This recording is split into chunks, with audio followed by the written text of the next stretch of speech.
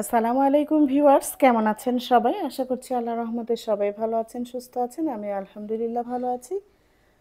তো দেখতে দেখতে কিন্তু ১৯টা রমজান শেষ হয়ে গেল। তো আজকে আমার বাসায় কিছু মেহমান আসবে আর মেহমানদের পছন্দের ইফতারি আমি রান্না করব। আশা করছি শেষ পর্যন্ত আমার সাথেই থাকবেন। তো প্রথমে আমি আলুর চপগুলো তৈরি করে নিলাম। আলু সেদ্ধ করে শুধু আলুর ভিতরে লবণ আর সামান্য একটু মরিচের গুঁড়া দিয়ে আলুর চপগুলো তৈরি করে নিয়েছি। আর এভাবে আলুর চপ তৈরি করলে খেতে কিন্তু অনেক টেস্টি হয়। আপনারা যদি না খেয়ে থাকেন একবার ট্রাই করে দেখবেন। তো আমি যেহেতু তাড়াহুড়ো করে রান্না করছিলাম আর আমি যেহেতু একাই রান্না করব, এই কারণে মানে একটার পর একটা রান্না করছিলাম আর আপনাদের সাথে শেয়ার করার জন্য একটু ভিডিও করে নিয়েছি। তো এখন আমি ছোলাগুলো সেদ্ধ করে নিয়েছি প্রেসারে সিটি দিয়ে।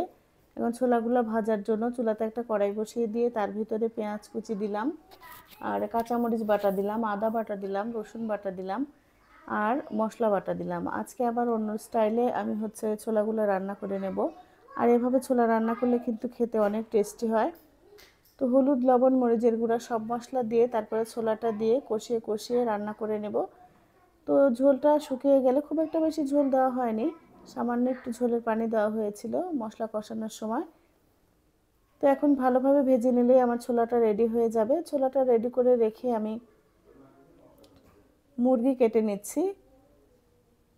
মুরগিটা কেটে নিয়ে তারপরে রান্না করতে হবে। তো মেহমানদের পছন্দের খাবার, মেহমানেরা আজকে আমার হাতের খিচুড়ি খাবে, এই কারণে খিচুড়ির সাথে থাকবে মুরগির মাংস। তো মুরগির মাংসগুলো একটু ছোট ছোট করে কেটে নিচ্ছি। আর ফার্মের মুরগি কিন্তু ছোট ছোট করে কেটে নিয়ে রান্না করলে খেতে বেশি টেস্টি হয়, ওর ভিতরে ঝাল মশলা ঢুকে, এই কারণে ছোট ছোট করে কেটে নিলাম। তারপরে চুলাতে কড়াই বসিয়ে দিয়ে তার ভিতরে পেঁয়াজ কুচি মশলা দিয়ে ভালোভাবে একটু ভেজে নিচ্ছি, তার ভিতরে বাকি মশলাগুলো দিয়ে দেব। তো দেখতে দেখতে কিন্তু রমজান মাস শেষ হয়ে যাচ্ছে, রহমতের বরকতের মাগফিরাতের মাস। তো সবাই আমার জন্য দোয়া করবেন, আমিও সবার জন্য দোয়া করি আল্লাহ সবাইকে ভালো রাখুক, সুস্থ রাখুক। আর অল্প কয়টা রোজা আছে, আল্লাহ যেন সবার গুনাহ মাফ করে দেয়। তো এখানে আমি সব ধরনের বাটা মশলা দিয়ে একটু কষিয়ে নিলাম। তারপর তার ভিতরে মুরগিগুলো দিয়ে দেব।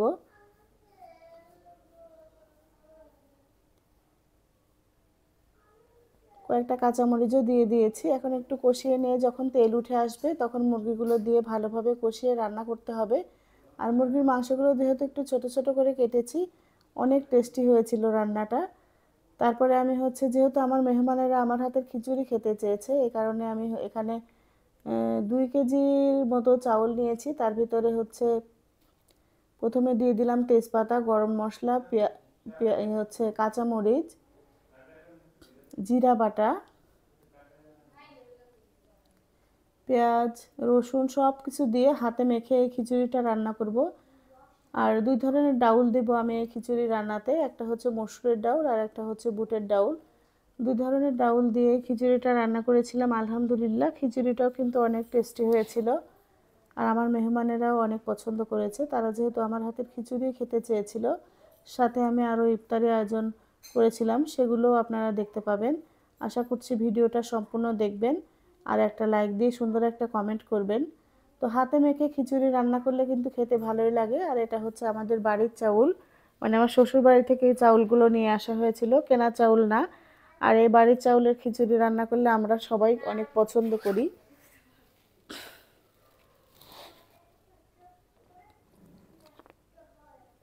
তো প্রথমে ভেবেছিলাম রাইস কুকারেই আটবে, তো পরে আর রাইস কুকারে আটলো না। পরে আবার আমি পাতিলে চেঞ্জ করে চুলাতে রান্না করে নিলাম।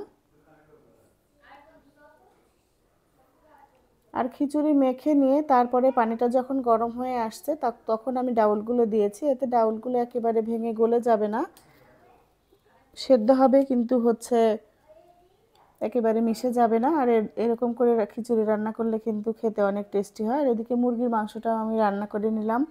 তারপরে ভাজা পোড়া করতে চলে এসেছি। এটা আছরের পরে আমি ভাজা পোড়া করছি, আর আগেই ওইগুলো রান্না করেছিলাম। তো প্রথমে আগে পেঁয়াজিগুলো ভেজে নিয়েছি, তারপরে বেগুনি ভেজে নিচ্ছি আর আলুর চপগুলো ভেজে নেব।